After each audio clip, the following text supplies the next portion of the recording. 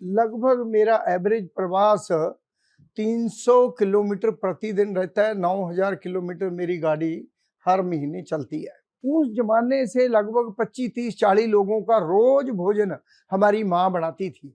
तो जो लोग आते थे, ये गांव का कल्चर था।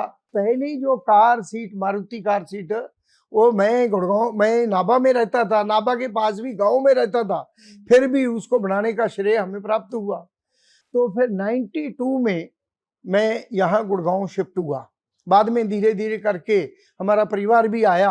आज अगर बर्ड क्लास पैनल का कहें तो आज भारत में हमारा बर्ड के उस सारे चित्र में भी देखेंगे तो हमारा पहले 10 में स्थान आता है। पापा हमेशा ये बोलते थे कि वो 60 साल की उम्र में रिटायर हो जाएंगे जी। और हमको ऐसा लगता था कि बोल रहे हैं ऐसा करेंगे नहीं, लेकिन जिस दिन उनका जन्मदिन था उस दिन उन्होंने ऑफिस में सब लोगों को बुलाया और अनाउंस किया ऑफिशियली कि आज के बाद मैं और मेरा छोटा भाई गौरव हम दोनों बिजनेस को देखेंगे। पापा इतने व्यस्त रहते हैं कि हमें आज अगर समय उनका चाहिए होता है तब भी नहीं मिल पाता। कस्टमर भगवान होता है, ये एक मंत्र है जिसके ऊपर आज भी हम काम करते हैं।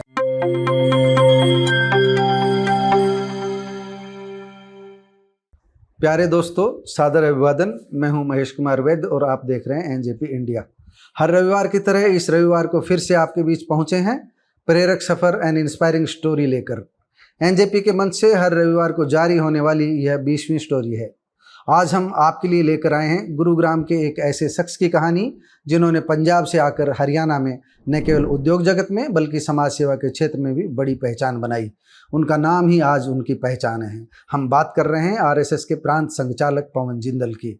हम इनसे आरएसएस के पदाधिकारी के नाते नहीं बल्कि कड़ी मेहनत से फर्श से अर्श पर पहुंचने वाले एक उद्यमी होने के नाते, 60 की उम्र में पहुंचते ही सेवा का संकल्प लेने वाले समाज सेवी के नाते बात करने जा रहे हैं। हमारी सहयोगी शैली शर्मा ने पवन जिंदल से, व कोमल राव ने परिवार के अन्य सदस्यों से विस्तार से बात की है।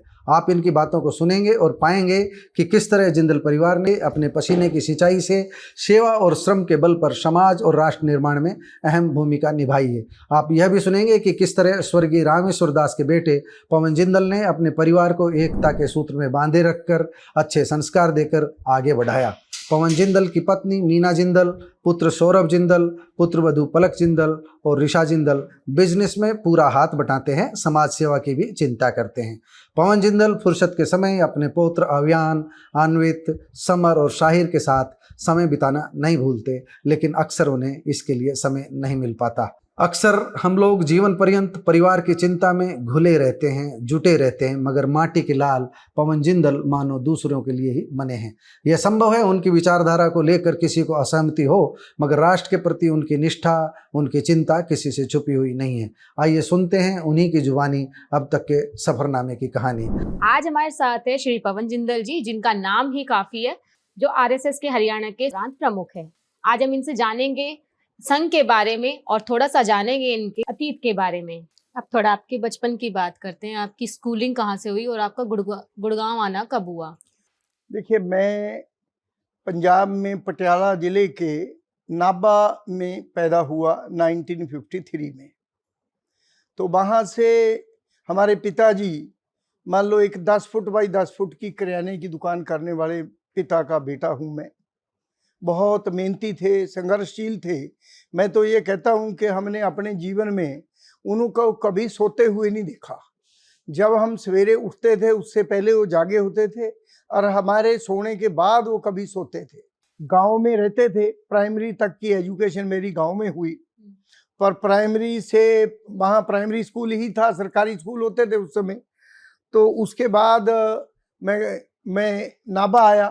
नाभा 6ठी से +2 तक मैंने नाभा सीनियर सेकेंडरी स्कूल जो था सरकारी, उसमें पढ़ाई की। उसके बाद मेरा ग्रेजुएशन 1975 में रिपदमन कॉलेज पटियाला से हुआ, रिपदमन कॉलेज नाभा से हुआ, और बाद में मेरा post graduation MA political science वो मैंने महिंद्रा कॉलेज पटियाला से की 77 में। फिर आपका व्यापार की ओर रुझान किस तरह आया? कहाँ आप जमीन से आसमान तक पहुंचे, कैसे आप इन ऊंचाइयों को छुआ आपने? देखिए, हमारे जो बिजनेस की बात अगर कहें तो मैं लगभग 67-8 में, जब मैं 7वीं में पढ़ता था, तब भी हमारे पिताजी ने गांव के दुकान से कुछ छोटा सा एक कारखाना सेटअप किया, जिसमें चक्की थी, एक कपास को बेलने वाली बेलनी थी, रुई पिंजने वाला पिंजा था, तेल निकालने वाला कोल्लू था, चावल निकालने वाला एक छोटा सा उसको बोलते थे होलर, वो था। तो नाबा जो हमारा गांव था, उसके आले दुआले 100 गांव को कैटर करने वाला हमारा एक ही यह स्थान था। तो हमारे पिताजी बहुत विजनरी थे। मेरे को ध्यान है, हमारे गांव में बिजली 1962 में आई, 62 में। तो उन्होंने उस समय 30 हॉर्स पावर की मोटर लगाकर आटा पीसने की चक्की लगाई, जो 10 क्विंटल पर आवर आटा पीसती थी। इतना बड़ा उनका विजन था। उनको पता था कि इतना बड़ा काम आएगा। सैकड़ों बैलगाड़ियां लाइन में खड़ी रहती थी, आटा पिसाने वालों की गांव गांव से आती थी। लगभग 20 घंटे तक रोज काम चलता था। और वो जमाना ऐसा था, तब होटल नहीं थे, कुछ नहीं था। तब जिन लोगों का आटा पीसने का नंबर नहीं आता, ऐसे बैलगाड़ियों वाले 4-6 लोग जो रुकते थे, वो उस समय उनको कहीं जाना नहीं था, परंतु एक आत्मीयता का, गांव का भाव था। तो उन सब का भोजन हमारी माता कराती थी। हमारे घर में भोजन बनता था। उस जमाने से लगभग 25, 30, 40 लोगों का रोज भोजन हमारी माँ बनाती थी। तो जो लोग आते थे, ये गांव का कल्चर था कि भी कोई भी आएगा, वो तो हमारे समझो एक व्यापार की दृष्टि से हमारे क्लाइंट थे। तो ये उसको करते करते हमारे पिताजी ने लगभग 80 में आकर एक टिम्बर और फर्नीचर का काम शुरू किया। तो टिम्बर और फर्नीचर का जब काम शुरू किया, तो धीरे धीरे, हम 4 भाई हैं, धीरे धीरे अपनी पढ़ाई करते गए और वो फर्नीचर के काम में जुड़ते गए। तो चारों भाई एक समय था जब एक काम में हम फर्नीचर में थे। फिर धीरे धीरे लगभग 85 में यहाँ गुरुग्राम में मैं कैसे आया, तो 85 में मारुति उद्योग प्रारंभ हुआ। तो 85 में तो सारे कंपोनेंट जापान से आए और CKD कंपोनेंटों से कार असेंबल हुई। कार असेंबल होने के बाद मारुति को लगा कि धीरे धीरे कुछ जो बल्कि कंपोनेंट हैं, बड़े कंपोनेंट हैं, इनको लोकलाइज करना चाहिए, इनको यहाँ डेवलप करना चाहिए। तो सबसे बड़ा कंपोनेंट कार में सीट, बैठने वाली सीट, ये होता है, जापान से आता था। उस समय तो 800 सीसी कार और वैन थी, जिनका कवर रेक्सिन का होता था। अब जापान से यहाँ तक गुड़गांव तक पहुँचने के लिए एक लंबा सफर था। बहुत सारी पैकिंग के बावजूद भी बहुत बड़ी मात्रा में डैमेज होते थे। कोई छोटी सी खरोंच लग गई, कोई कपड़ा फट गया, तो फटी हुई सीट तो लग नहीं सकती थी। तो मारुति ने सबसे पहला कंपोनेंट सीट को लोकलाइज किया जाए, वो भारतीय सीट बनाई जाए, क्योंकि उस समय हमारा फर्नीचर का काम भी चरम सीमा पर था, पूरे देश में बड़े उसमें था। तो इस कारण से भास्कर रेड्डी और भार्गव जी जो इसके MD और चेयरमैन थे, तो इनको पता चला, ये उस समय हमारा नाबा में फर्नीचर का काम था, ये इन दोनों ने वहाँ विजिट किया, हमारा देखा। तो इन्होंने कहा कि ये जो सीट है, ये बनाने का काम आपको दिया जाता है। तो सीट, पहली जो car seat, Maruti car seat, वो मैं गुड़गांव, मैं नाबा में रहता था, नाबा के पास भी गांव में रहता था, फिर भी उसको बनाने का श्रेय हमें प्राप्त हुआ। और 4-5 साल में मारुति का प्रेशर था, क्योंकि शुरू में लगभग 30-40 ट्रक रोज कार सीट के गुड़गांव आते थे। मारुति परेशान थी कि इतना बड़ा लॉजिस्टिक्स लगता था, इतना बड़ा ये टैक्स का हो था, क्योंकि CST का बेनिफिट नहीं मिलता था, सेल टैक्स लगता था। तो उस कारण से मारुति का प्रेशर था। तो फिर 92 में मैं यहाँ गुड़गांव शिफ्ट हुआ। बाद में धीरे धीरे करके हमारा परिवार भी आया।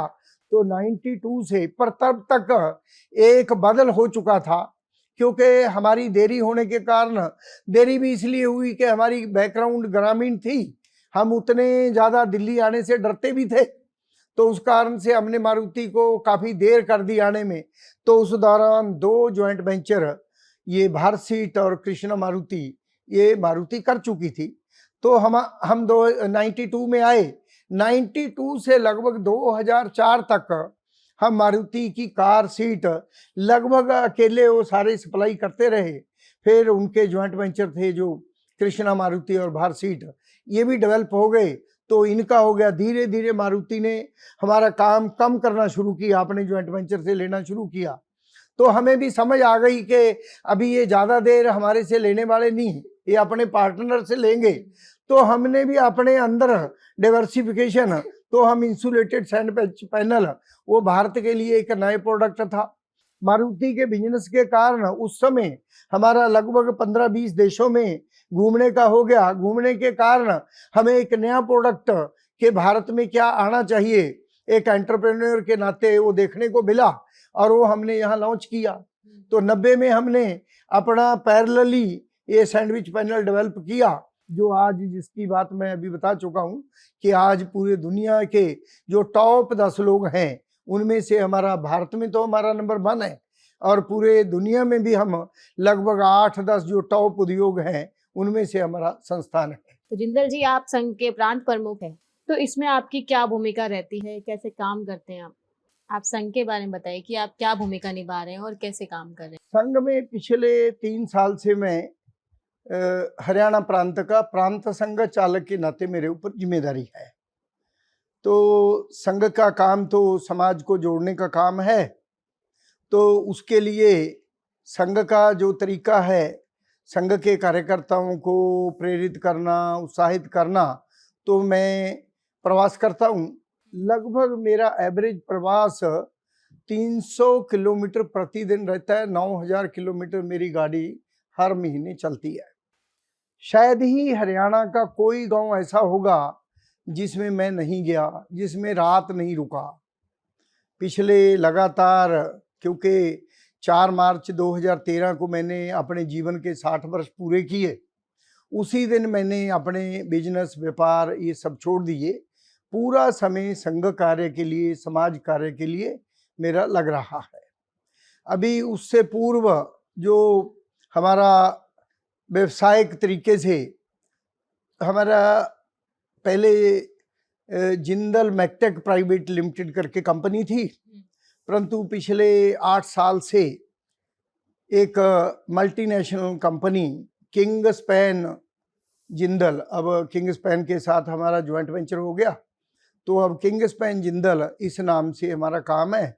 इंसुलेटेड सैंडविच पैनल ये हमारा प्रोडक्ट है। मैं आपकी बात को आगे बढ़ाते हुए, जिंदल परिवार के पास इस समय क्या क्या प्रतिष्ठान है और कितने लोगों को आप रोजगार दे पाते हैं, आपका उद्योग कितने लोगों को रोजगार दे पाता है? तो लगभग 700-800 ऐसे लोग हैं जो हमारे उद्योग से जुड़े हुए हैं।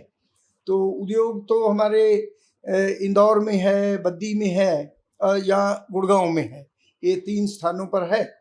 बेटा मेरा सौरभ जिंदल उनको देखता है। मैं तो 4 मार्च 2013 को आपको बताया कि मैं तो ये सारे कामों को छोड़ दिया। उस समय की बात बता दीजिए कि उस समय आपका क्या स्ट्रगल रहा, कैसे आपने उद्योगों को आगे बढ़ाया, किन किन लोगों का साथ रहा?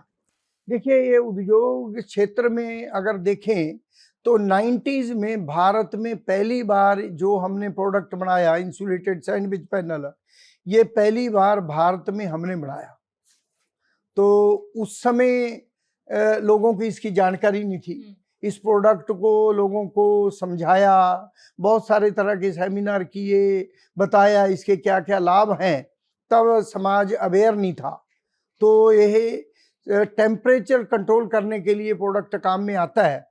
तो जो दुनिया का सबसे अच्छा टेम्परेचर कंट्रोल करने का कोई प्रोडक्ट है वो सैंडविच पैनल है। पर ये उससे पहले 90 से पहले भारत में नहीं था। तो हमने, क्योंकि ये भारत में प्रारंभ, दुनिया में तो था पर भारत में नहीं था, तो हमने प्रारंभ किया। तो स्वाभाविक है लोगों को उस प्रोडक्ट को जिसकी जानकारी नहीं, उसके लिए बहुत ज़्यादा स्ट्रगल करना पड़ा। जगह जगह जाकर लोगों को समझाना, जिसकी कोई थोड़ी सी भी 4 पैनल भी चाहिए उसके साथ भी घंटों तक बात करनी पड़ती थी। तो फिर बाद में ये सारा चला पर 2006-7-8 में, 6-7 में, 8 में तो नहीं, 6-7 में इसका देश में बहुत बड़ा प्रचलन हो गया और देश का लगभग 2007 में 80% शेयर, मार्केट शेयर वो हमारे पास था। तो धीरे धीरे ये चलता रहा। बहुत सारे जो हमारे उद्योग में काम करने वाले, ऐसे अच्छे आगे बढ़ने वाले, वो उन्होंने अपने भी प्लांट लगाए। एक समय ऐसे आया, एक समय था 2090 में जब हम अकेले थे, पर 2004-5 में पूरे देश में छोटे छोटे 200 लोग ऐसे इस लाइन में खड़े हो गए। उन 200 में से 150 लोग हमारे में से निकल कर गए थे, जो हमारी कार्यशैली को जानते थे। उनको लगा ये बहुत पोटेंशियल काम है, उन्होंने शुरू किया। पर धीरे धीरे काम बड़े लेवल पर चला गया, इसमें लेटेस्ट टेक्नोलॉजी आई, तो हमने इसको अपग्रेड करते हुए जो आज अगर बर्ड क्लास पैनल का कहें तो आज भारत में हमारा बर्ड के उस सारे चित्र में भी देखेंगे तो हमारा पहले 10 में स्थान आता है। पहले 10 जो अच्छे प्रोडक्ट बनाने वाली कंपनियां हैं पूरे दुनिया में, उनमें हमारा प्रोडक्ट आता है। तो आज भी हमारा 50% से अधिक शेयर देश भर में हमारे बिजनेस का हमारे पास है। आप संघ प्रमुख है और राष्ट्र के दृष्टिकोण भी सामने आते रहते हैं, जीएसटी जैसे नए प्रयोग किए जाते हैं, तो इस पर आपका क्या कहना है? देखिए, जीएसटी या इन चीजों का, टैक्सेस का जो 2 नंबर काम करने वाले लोगों को अंतर होता है थोड़ा बहुत, परंतु अभी वर्तमान जो समय चल रहा है वो उन बातों का नहीं रहा। आगे बढ़ने के लिए आपको पूरा टैक्स देना पड़ेगा, पूरा टैक्स लेना पड़ेगा, इसी सिस्टम को अडॉप्ट करना पड़ेगा, नहीं तो आप हर रोज इतनी सारी समस्याएं रहेंगी, उन्हीं के साथ जूझते रहेंगे। तो हमने तो पहले दिन से ही भगवान ने हमें ऐसी लाइन में रखा कि हमें 1 नंबर का काम करने का ही समय मिला, और आज तक भी हम अपने परिवार के लिए खर्चा निकालते हैं, वो भी बिल्कुल 1 रुपया भी अगर निकालते हैं वो पक्के का निकालते हैं।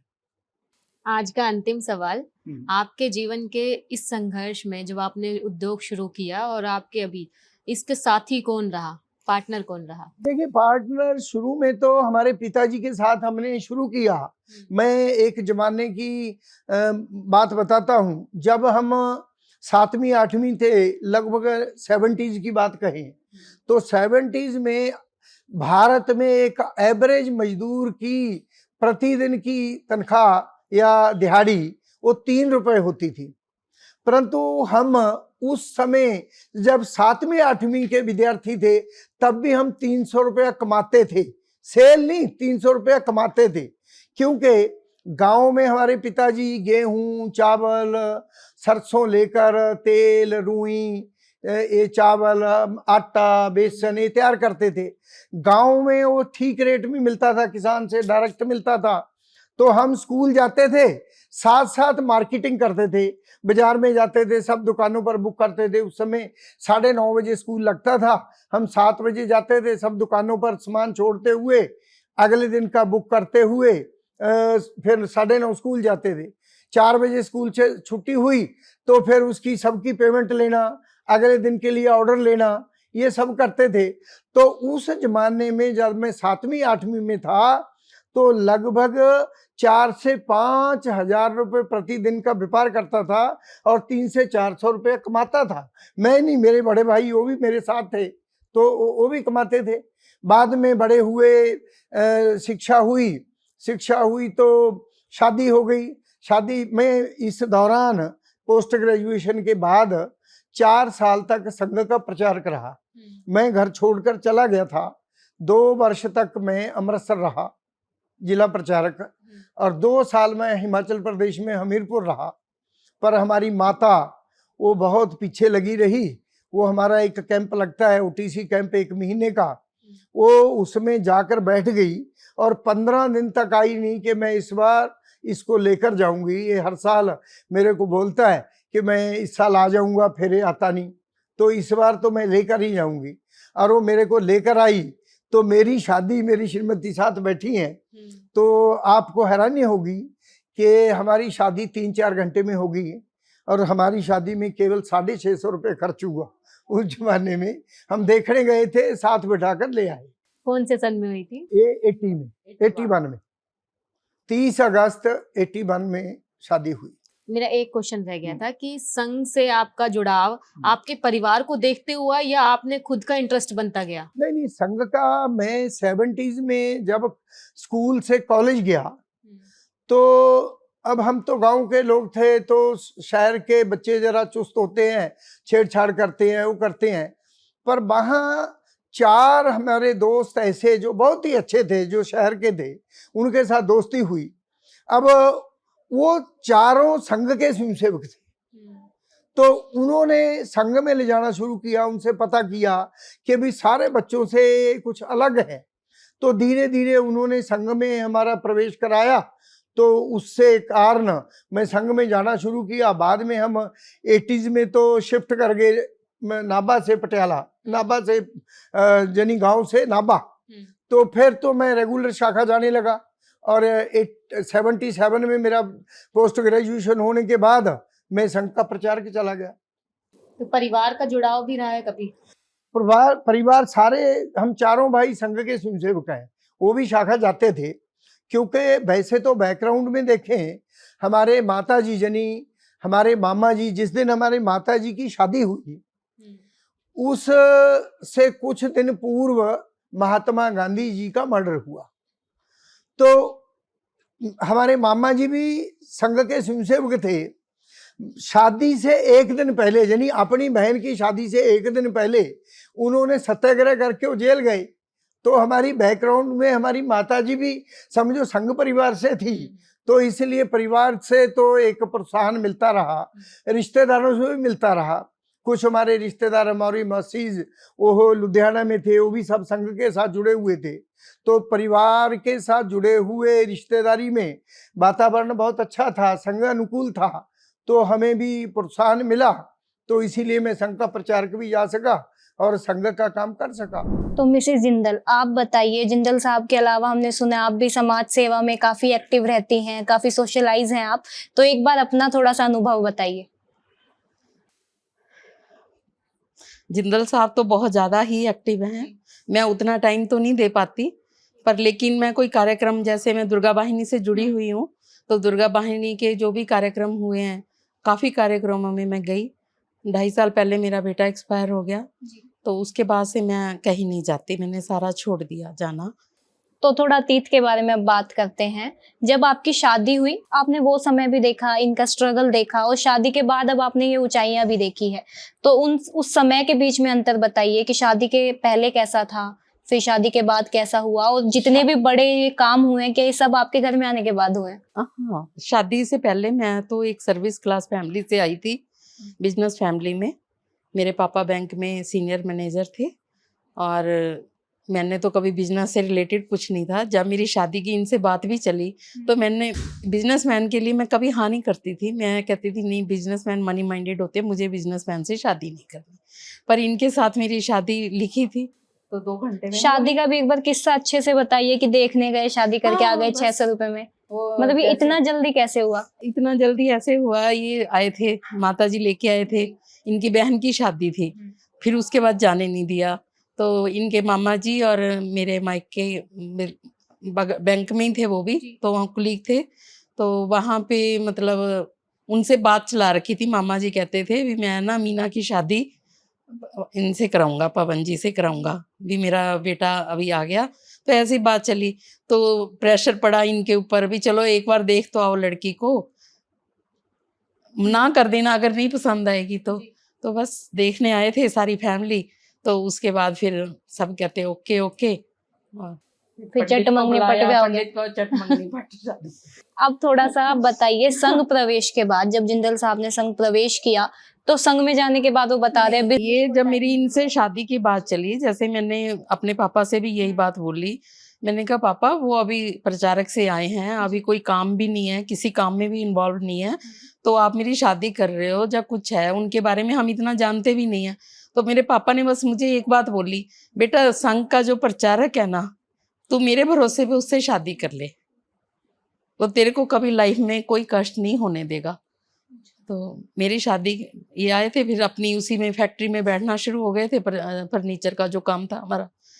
तो बस मैं तो उसी फेथ पे इनके साथ चलती गई।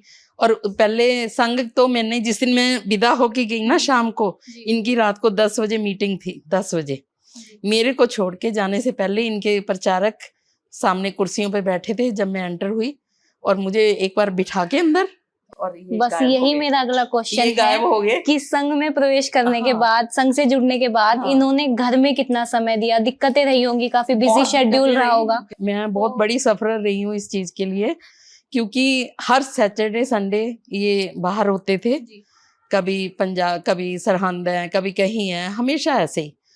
तो जो छुट्टी 2 दिन की, जैसे 1 दिन की मान लो, वो जो घूमने फिरने का टाइम होता था वो तो मेरा खत्म। मैं इनके साथ कभी मार्केट नहीं गई, इतने सालों की हो गई, आज तक कभी मार्केट में इनके साथ शॉपिंग करने नहीं जाती। पर लेकिन टचवुड मेरी फैमिली बहुत अच्छी थी, परिवार हमारा बहुत अच्छा था, हमारी दरानी जेठानी आपस में सबका, हमारी बहुत अच्छी मतलब सेटिंग थी, हमारा प्यार तो था जॉइंट आपस में। फैमिली की वजह से Joint इतना कभी family की लगा वजह- नहीं। कोई भी हमने मार्केटिंग का काम करना है तो मैं और मेरी जेठानी 706 में रहते हैं, तो हम लोग हमेशा इकट्ठे ही जाते थे। पहले हम दोनों ही थे, तो हर चीज़ मैंने उनके साथ ही की है मैक्सिमम, क्योंकि ये तो समाज सेवा में लगे रहे हैं। तो आप भी थोड़ा सा संघ में जब समाज सेवा मैं गई होती है हूँ। उस क्षेत्र में मैं एक्टिव 90 रहती है? में पंजाब, यहाँ दिल्ली आई थी, राष्ट्रीय सेविका समिति का कैंप लगाया था मैंने 20 दिन का। तो उस समय तो बहुत उत्साह था, हम ये करेंगे, हम जाके शाखा लगाएंगे, हम वो लगाएंगे, ये करेंगे। पर लेकिन बच्चे बहुत छोटे थे दोनों, तो फिर बच्चों का पढ़ाई का वो सारा वो चीज़ नहीं पॉसिबल हो पाई। पर लेकिन मैं पंजाब जब तक रही, मैं संघ के सारे कार्यक्रमों में मैं जुड़ी रही, बहुत ज़्यादा हम जाते थे, पवन जी मेरे को लेके जाते थे हर जगह पे, तो काफ़ी मैं उस समय काफ़ी एक्टिव थी। फिर हम यहाँ आके भी गुड़गांव शिफ्ट हो गए, तो गुड़गांव में भी मैं भारतीय विकास परिषद के साथ हम लोग बहुत जुड़े रहे। शादी के कितने साल बाद आप गुड़गांव शिफ्ट हुए? शादी के 12 साल, 94 में गुड़गांव शिफ्ट हुए थे हम लोग, क्योंकि इनका वर्कलोड बहुत ज़्यादा था। फिर गुड़गांव शिफ्ट हो गई, एकदम बिल्कुल नया गुड़गांव मेरे लिए। आपने सर के साथ साथ बिजनेस में भी कुछ योगदान दिया है, संभाला है? हाँ, मैं 2003 से 2006 तक मैं 3 साल फैक्ट्री गई हूँ, क्योंकि ये लोग तो अपना पैनल्स के काम में काफ़ी बिजी हो गए थे, तो जो मारुति का काम था वो मैंने देखा 3 साल तक। सौरभ जी, अभी आपके पापा से बात हो रही थी, जिंदल साहब से बात हो रही थी, तो उन्होंने बताया संघ प्रवेश के बाद उन्होंने बिजनेस छोड़ दिया पूरी तरह, आपको हैंड ओवर कर दिया। तो आप एक बार वो दौर बताइए, आपकी उस टाइम क्या उम्र रही थी और आपने क्या स्ट्रगल फेस किए? पापा हमेशा ये बोलते थे कि वो 60 साल की उम्र में रिटायर हो जाएंगे, और हमको ऐसा लगता था कि बोल रहे हैं ऐसा करेंगे नहीं। लेकिन जिस दिन उनका जन्मदिन था उस दिन उन्होंने ऑफिस में सब लोगों को बुलाया और अनाउंस किया ऑफिशियली कि आज के बाद मैं और मेरा छोटा भाई गौरव हम दोनों बिजनेस को देखेंगे। ये बड़ा रेयर होता है, ऐसा कभी हमने देखा नहीं कि, बट उसके बाद ऊपर आज तब उसके बाद से आज पापा इतने व्यस्त रहते हैं कि हमें आज अगर समय उनका चाहिए होता है तब भी नहीं मिल पाता, नहीं मिल पाती। तो आप स्ट्रगल बताइए अब अपना थोड़ा सा बिजनेस शुरू करने में, लाइक उन्होंने आपको काफी अच्छा करके दिया था, उस चीज को आगे कंटिन्यू करना, तो थोड़ा उस दौर के बारे में बताइए। तो लगभग पापा जो रिटायर हुए वो आज से 10 साल पहले रिटायर हो गए थे, और उस समय बिजनेस ऑलरेडी हमारा इस्टेब्लिश्ड था। जो भी किया है वो पापा लोगों ने बहुत मेहनत से, you know, I am a second generation businessman, तो पापा लोगों ने एक सेटअप एक लेवल पे लेके आए। उसके बाद हम लोगों ने थोड़ा सा उसको प्रोग्रेस किया है। अभी उसके बाद हम लोगों ने 2018 में एक जॉइंट वेंचर किया, एक आयरिश कंपनी के साथ हमारा जॉइंट वेंचर हुआ। हमें टेक्नोलॉजी पार्टनर चाहिए था, बट पीछे से पापा का हमेशा सहयोग रहा है, और उनका जो वैल्यू सिस्टम है उसको हम फॉलो करते हैं। I think that is a core Mantra for us. वो गवर्न करता है। पापा के 2-3 चीज़ें थी। एक तो कभी भी कॉर्नर कट नहीं करना चाहिए, आपको शॉर्ट टर्म गेम नहीं सोचनी चाहिए, you should always look for long term game. Commitment, cost, commitment and quality, ये एक बहुत ज़रूरी चीज़ जो हमेशा हमें सिखाई गई। कस्टमर भगवान होता है, ये एक मंत्र है जिसके ऊपर आज भी हम काम करते हैं, एंड भगवान की दया से आज हम लोग इंडिया में we are the leading company in our sector. तो जिंदल साहब और आपके जो कार्यशैली है, काम करने का तरीका है, उसमें कितना अंतर है? क्योंकि वो शुरू से समाज सेवा के क्षेत्र में ज्यादा एक्टिव रहे हैं, उनकी सोच पूरी समाज सेवा वाली रही है, संघ से जुड़े हुए हैं वो। आप और उनमें अंतर कितना है, उनके काम करने के तरीके में, आपके काम करने के तरीके में? देखिए, जनरेशन गैप तो हमेशा जी। है और माइंडसेट भी चेंज होता है, लेकिन कोर वैल्यूज सेम है। काम करने का तरीका बिल्कुल अलग है, हमारा बिल्कुल अलग है। मैं पापा के साथ, मेरे को बहुत ज़्यादा समय तो नहीं मिला पापा के साथ काम करने का, लेकिन मैंने 5-6 साल पापा के साथ काम किया है और काम करने का तरीका अलग है। वो बहुत फोकस्ड, गैम्बा but focused, moral values same है। मॉरल वैल्यू सेम है। तो अभी अपने बिजनेस को लेके आपको फ्यूचर गोल्स क्या हैं, फ्यूचर प्लान्स क्या हैं? फ्यूचर प्लान्स हैं हमने 2030 तक का प्लान किया है कि हमें 5,000 करोड़ की कंपनी बनना है। So we are almost looking at 10 times growth, और उसके लिए हम लोग काम कर रहे हैं। धन्यवाद। आप एक बार खुद से अपना नाम बताइए, इस परिवार से कब जुड़ना हुआ वो बताइए। नमस्ते, मेरा नाम पलक जिंदल है। मेरा इस परिवार से पहली बार मिलना हुआ 2005 में। मेरी बड़ी बहन की शादी इसी परिवार में हुई है। तो 2005 में मेरा इस परिवार से परिचय हुआ। मेरी शादी 2011 दिसंबर में हुई। तो हमारी शादी को लगभग 11.5 साल हो गए हैं, पर मैं इस परिवार को उससे पहले से जानती हूँ। तो आपके शादी के वक्त वैसे तो परिवार पहले से ही वेल एस्टेब्लिश था, लेकिन उसके बाद भी अगर कोई बड़े कार्य हुए हों जिनके बारे में आप बताना चाहें? इनका बिजनेस पहले से एस्टैब्लिश्ड था, पर शादी के बाद इनका जॉइंट वेंचर हुआ, जिससे हमें आगे और बहुत सफलता मिली। पहले भी काम बहुत अच्छा था, they were already the leading companies in the world, but after the joint venture नए प्रोडक्ट लाइंस आए, नई टेक्नोलॉजीज आई, जिससे और नाम हुआ और प्रोडक्ट्स आए। तो वो जॉइंट वेंचर ने बहुत सहयोग दिया है बिजनेस में, उसको और आगे बढ़ाने के लिए। तो आप बिजनेस भी देखती हैं? मैं अपने फादर का बिजनेस देखती हूँ, अपने हस्बैंड के साथ इन्वॉल्व नहीं हूँ। तो मैं शादी से पहले अपने फादर का बिजनेस देखती हूँ। हम ऑटोमोबाइल पार्ट्स मैन्युफैक्चर करते हैं। तो आपने बताया आप अपने पापा का बिजनेस संभालती हाँ जी। हैं, आपके पापा भी जाने माने उद्योगपति हैं, तो उनसे आपने क्या सीखा बिजनेस के बारे में? मैंने उनसे बहुत कुछ सीखा। सबसे पहले उन्होंने बोला ऑनेस्टी एंड ट्रूथ बहुत इम्पोर्टेंट है। कस्टमर इज सुप्रीम, कस्टमर हमारे भगवान है। क्वालिटी को हमें कभी कॉम्प्रोमाइज नहीं करना चाहिए, और किसी भी बिजनेस को आगे बढ़ाने के लिए along with all these 4 things, fire in the belly, will power, बहुत अपना पैशन से काम को आगे बढ़ाना चाहिए। और उनका सबसे बड़ा ये है कि अपने साथ साथ बाकी सबका सोच के, सारे स्टेक होल्डर्स का सोच के, all the stakeholders involved in your business are equally important as our own company. आप वर्किंग वुमेन हैं, हाँ जी। तो आप समाज सेवा के क्षेत्र में एक्टिव हैं? समाज सेवा के क्षेत्र में मेरी मम्मी हमारी CSR विंग को देखती है। तो जहाँ हम महिलाओं को सक्षम करते हैं by providing them vocational training activities.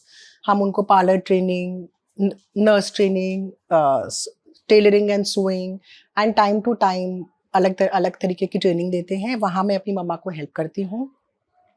हमारे स्कूल्स हैं, 2 स्कूल्स हैं, एक गुजरात में, एक हरियाणा में। वहाँ मैं उनको हेल्प करती हूँ। तो अभी आपने बताया आप महिलाओं की हेल्प करते हैं, तो वुमेन एम्पावरमेंट के बारे में अगर आप कोई संदेश देना चाहें तो?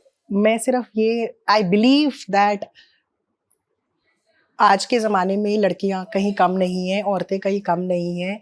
औरतें बहुत सारी चीज़ें साथ कर सकती हैं, और हमें अपने आप में विश्वास करके, अपने आप में विश्वास रख के ज़रूर करना चाहिए जो हम करना चाहें। आप खुद से एक बार अपना नाम बताइए, इस घर से कब जुड़ना हुआ वो सब बताइए। मेरा नाम ऋषा जिंदल है।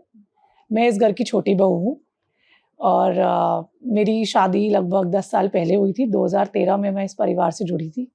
अभी आप बिजनेस वूमेन हैं, तो एक बार अपने उस किरदार के बारे में बताइए कि घर भी संभालना, बिजनेस भी संभालना कैसे कर पाती हैं? ऑलमोस्ट 8 साल पहले मैंने अपना बिजनेस स्टार्ट किया था।